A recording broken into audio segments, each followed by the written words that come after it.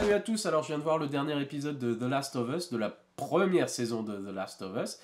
Et à l'image du reste de la série, j'ai été très satisfait. C'est pas le meilleur épisode, mais c'est toujours très solide et c'est toujours très intéressant et très prenant. Ce qui est d'autant plus, on va dire, d'autant plus classe pour les scénaristes de la série, les réalisateurs des épisodes, puisque ayant joué au jeu, je sais tout ce qui se passe dans la série, tous les grands moments sont connus, et malgré ça, la série continue à tenir en haleine finalement, et ils arrivent à créer quand même du suspense, alors qu'on sait ce qui va se passer, et donc ça c'est vraiment un signe de talent pour toute l'équipe et pour toutes les personnes qui ont travaillé sur cette série. Visuellement déjà, c'est une copie conforme du jeu vidéo. C'est vraiment, c'est une très très belle photographie du coup pour un monde aussi aussi en ruine et aussi, enfin pour l'image post-apocalyptique quoi. Je trouve que c'est très réussi visuellement. Et au niveau du scénario, ce que j'ai bien aimé, alors c'est quoi? C'est 8 9 épisodes, je sais plus exactement combien j'ai vu d'épisodes. Donc c'est une saison assez courte, mais ils vont droit au but. Il n'y a vraiment pas de choses, on va dire, de remplissage. C'est que aller droit au but vers ce qui nous intéresse vraiment, c'est-à-dire les personnages. Ils évitent les clichés de bon bah quoi, le jeu c'est un jeu d'action aussi, et va y avoir du gunfight tout le temps de tous les côtés, et non, ils évitent justement tout ce côté là justement de combat. Il y a très peu finalement sur l'ensemble de la série, il y a très peu de clickers et de zombies. Ils règlent le problème, on va dire entre guillemets, ils nous les présentent rapidement dès le départ, et en gros d'un air de dire ça y est, ça c'est fait. Voilà, vous avez compris le monde dans lequel on était. Et ils sont pas dans la surenchère de zombies et d'attaques et de choses comme ça. Des fois, on voit limite pas de zombies pendant tout un épisode, et il n'y a pas de problème avec ça parce que on a compris dans le monde dans lequel ils évoluent, et c'est pas ça le plus important finalement. Et ça, d'avoir évité ce cliché-là en se disant bon, allez, on fait 22 épisodes et puis ça va slasher du zombie de tous les côtés, ça va être gore et tout, génial. Non. Et du coup, pour moi, ça me rappelle un peu, je trouve ils évitent justement le côté Walking Dead, mais qui m'a fait au bout d'un moment lâcher la série. C'est-à-dire qu'au bout d'un moment, j'étais lassé, et je trouve que The Last of Us, du coup, ça me rappelle un peu Walking Dead dans sa première, voire deuxième saison, où c'était vraiment davantage euh, des chapitres thématiques avec avec les personnages. C'était très lent, et c'était très, on va dire, basé sur justement les relations entre les personnages, je sais pas, avant que ça devienne vraiment, j'ai pas envie de dire, avant que ça se répète sans cesse, sans cesse, sans cesse, c'est toujours le même schéma. Et du coup, j'ai beaucoup aimé cette première saison de The Last of Us, même si j'étais spoilé d'avoir joué, pour avoir joué au jeu et de savoir tout ce qui allait se passer. J'étais vraiment pris dedans. Et ils ont su vraiment s'arrêter sur ce qui est important, c'est-à-dire, et c'est ça qui fait qui a fait le succès du jeu d'ailleurs, c'est pas seulement de buter des monstres et d'évoluer dans un univers post-apocalyptique, c'est la relation entre les personnages, c'est le scénario du jeu qui a fait son succès, c'est l'émotion, la véritable émotion qui se dégage justement des personnages, des rencontres qui se font dedans, et vraiment du scénario. C'est ça qui a fait le succès du jeu, et c'est ça qu'ils ont gardé cette idée là, et pas le côté c'est un monde avec des zombies, on bute tout le monde, etc. Donc bravo. C'est très pessimiste, hein, c'est très nihiliste, mais comme le jeu l'était.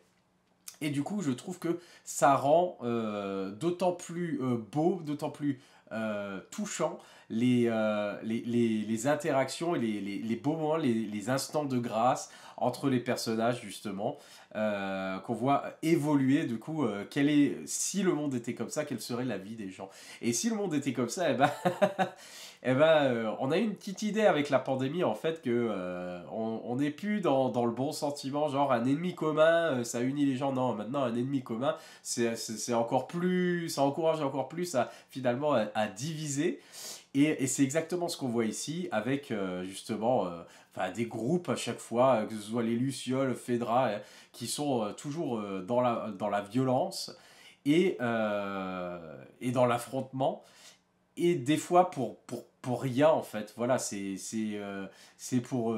Il y a un épisode qui est super justement où les gens sont vraiment les uns contre les autres, ils veulent vraiment s'entretuer, voilà, et ils sont vraiment... Ils se haïssent tellement, et en fait ils finissent tous par mourir de la même manière, attaqués par une horde de clickers. Et, et finalement on se dit, bon ben voilà vos petits problèmes quoi, finalement c'était... Enfin, bande d'abrutis quoi. Et c'est exactement du coup ce qui fait que la relation entre les personnages principaux, entre Joël et Ellie du coup, fonctionnait déjà dans le jeu et fonctionne superbement bien, très bien interprété par Pedro Pascal et Bella Ramsey, qui sont, je trouve, vraiment excellents dans les rôles, qui habitent vraiment ces personnages-là, et, qui sont tout aussi touchants que les personnages du jeu, même si on passe moins de temps avec eux. On voit l'évolution justement de leur relation. Alors bien sûr, Pedro Pascal, ça rappelle un peu, ah tiens, on transporte un enfant à travers un univers hostile, ça rappelle Mandalorian, mais ça fonctionne aussi bien, ça fonctionne même mieux, il y a beaucoup plus d'émotions, je trouve, dans certains passages justement de The Last of Us.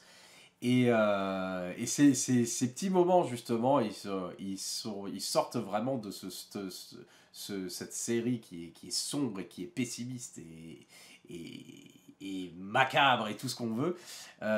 Et ça a encore plus d'impact, justement, émotionnel. Voilà, c'est très beau, c'est très touchant, j'ai vraiment beaucoup aimé. Je vais pas dire que c'est la meilleure série de tous les temps, parce que j'ai entendu certaines personnes dire ça, mais je trouve que c'est très réussi et que ça suit très bien justement euh, le, le scénario déjà du jeu, on voit les grands moments, et ça parle beaucoup justement de l'état actuel des choses, du monde actuel. Et j'ai trouvé ça vraiment très bien. Alors, sur plusieurs tableaux, bien sûr. Et que ils ont vraiment pris un risque enfin, est-ce que c'est vraiment un risque, puisque c'est ça qui fait le succès du jeu, mais en mettant de côté vraiment juste la boucherie gratuite et puis les zombies, au profit justement de l'histoire, des thématiques et des personnages. J'ai trouvé ça très bien. Et du coup, j'ai vraiment... chaque épisode a son truc, chaque épisode a vraiment ses scènes intéressantes. C'est vraiment des petits chapitres comme ça, justement, dans l'aventure de Joël et de Ellie. Et, j'ai trouvé vraiment, voilà, bah, pas répétitif du tout, pour le coup. Ça, j'ai bien aimé. Ils ont vraiment assuré avec les côtés flashback, avec justement les premiers jours de la pandémie. Et bah voilà, on sait d'où viennent les personnages et ça a été très bien distillé au fur et à mesure de la série. Donc je trouve qu'au niveau structure, c'était vraiment, vraiment très réussi.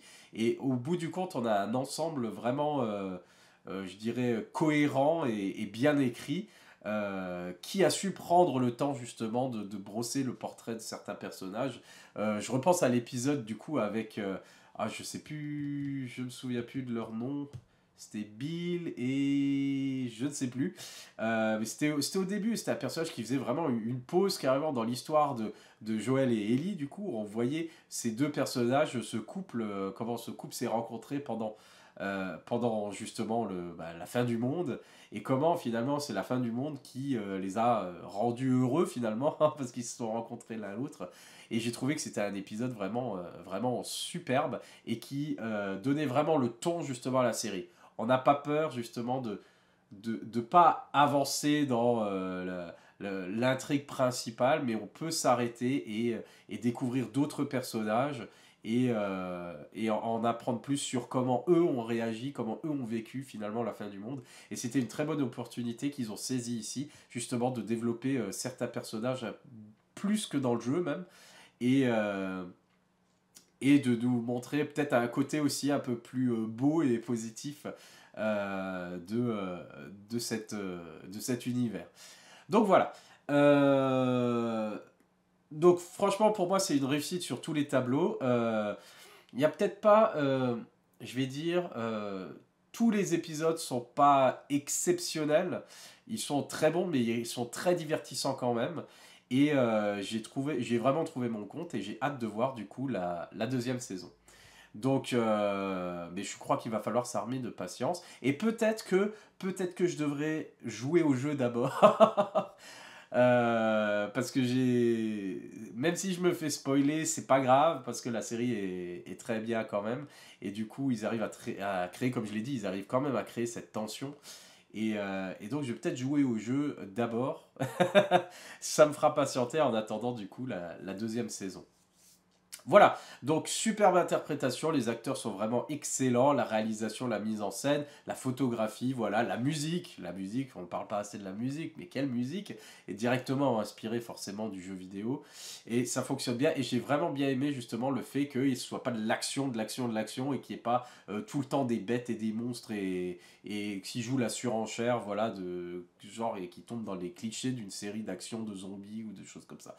Donc voilà, c'est vraiment beau, c'est bien écrit et c'est génial. C'est ma critique de The Last of Us.